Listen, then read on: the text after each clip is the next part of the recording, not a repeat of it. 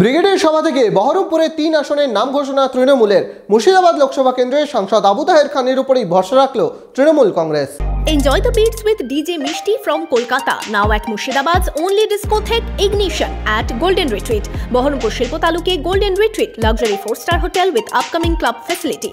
মুর্শিদাবাদ থেকে লড়াই করবেন আবু তাহের খান। মুর্শিদাবাদ লোকসভা কেন্দ্রে তৃণমূল প্রার্থী করল সাংসদ আবু তাহের খানকে। রবিবার কলকাতার ব্রিগেডে জনগর্জন সভা থেকে তৃণমূলের প্রার্থী তালিকা ঘোষণা করা হয়। এদিন রাজ্যের 42টি আসনেই প্রার্থী ঘোষণা করে তৃণমূল। মুর্শিদাবাদ জেলার 3টি আসনের মধ্যে 2টি আসনে প্রার্থীতে কোনো বদল আনেনি দল। জঙ্গিপুর থেকে প্রার্থী করা হয়েছে সাংসদ খলিলুর রহমানকে এবং মুর্শিদাবাদ লোকসভা কেন্দ্রে প্রার্থী করা হয়েছে আবু তাহের খানকে। 2023-এর 19শে এপ্রিল নিজের বাড়িতে হঠাৎ অসুস্থ হয়ে পড়েন আবু তাহের খান। রাতেই ভর্তি করানো হয় মল্লিক বাজারের একটি বেসরকারি হাসপাতালে।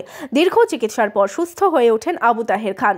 এরপর ফেরেন রাজনীতির ময়দানে। যদিও মুর্শিদাবাদে এবার প্রার্থী কে হবে তা ঘিরে জল্পনা চলছিল, তবে এদিন সেই জল্পনার অবসান ঘটিয়ে আবু তাহেরেই আস্থা রাখে তৃণমূল হাইকমান্ড।